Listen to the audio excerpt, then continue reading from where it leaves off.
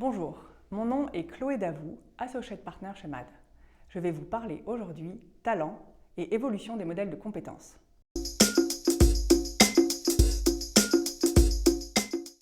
Nous l'abordions déjà l'année dernière, les talents retail constituent une population critique pour les maisons de luxe.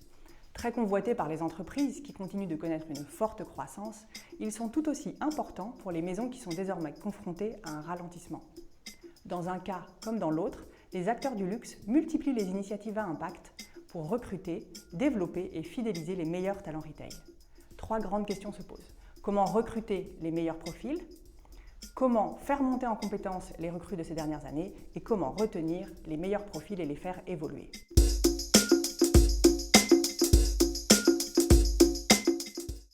Parlons d'abord des rôles.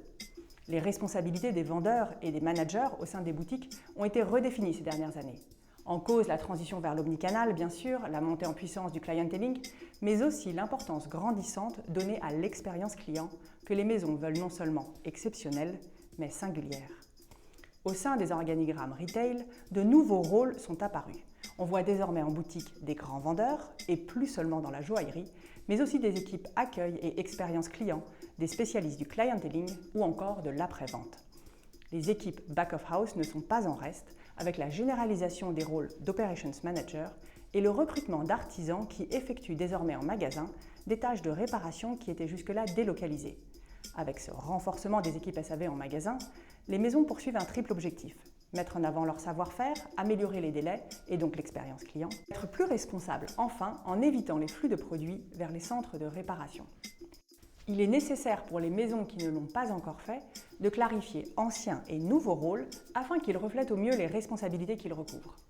Notre double expertise retail et luxe nous permet de formaliser finement ces nouveaux contours en étroite collaboration avec les équipes clients.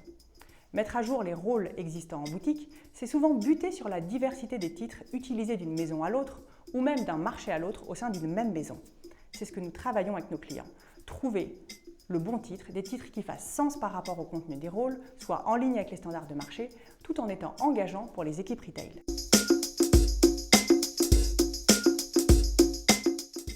Au-delà des rôles et des titres, ce sont aussi les organisations cibles qui sont à revoir. Nous définissons pour nos clients des clusters de boutiques pertinents pour harmoniser ces organisations d'un marché à l'autre, tout en prenant en compte les spécificités régionales. C'est une des conditions pour faciliter les mobilités interboutiques, notamment les mobilités internationales. Avec la clarification des rôles, des responsabilités des organisations, se fait également la mise à jour des différentes compétences requises. En interne, cela facilite la compréhension des attendus associés à chaque poste et des possibilités de formation offertes. Et en externe, cela permet de définir avec précision les profils recherchés et les viviers de talents à explorer. De plus en plus, ce sont les compétences qui sont mises au centre quand on parle de mobilité interne ou de recrutement.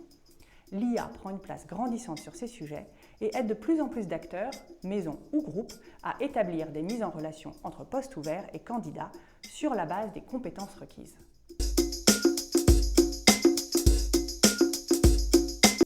Que ce soit pour attirer les talents ou pour les retenir, les maisons travaillent à réenchanter les carrières.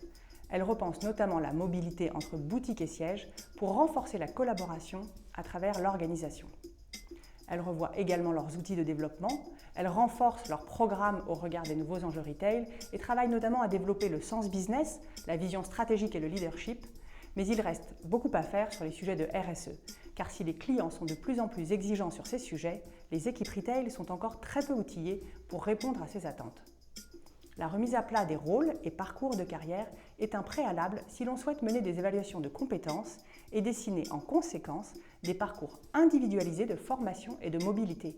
Ces évaluations de compétences permettent notamment d'identifier les talents les plus prometteurs pour des coachings personnalisés et des plans de carrière sur mesure.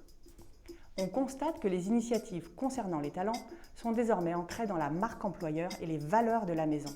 C'est ainsi qu'elles sont pleinement porteuses de sens. Et nous accompagnons nos clients pour que les compétences associées à chaque rôle reflètent au mieux promesses clients et promesses employés. De plus en plus, on voit aussi que ces initiatives sont conçues en associant étroitement les talents retail.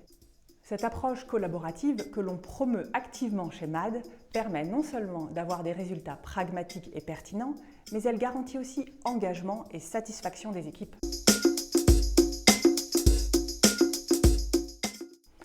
l'a vu, il est donc stratégique pour les maisons d'engager ou de poursuivre la refonte des rôles et compétences de leurs équipes retail. Cela permet en synthèse d'affiner le recrutement, de dessiner des trajectoires de carrière engageantes et de mettre en place les outils de développement nécessaires. C'est ainsi que les acteurs du luxe seront en mesure d'attirer les meilleurs talents, mais aussi de les engager et de les fidéliser.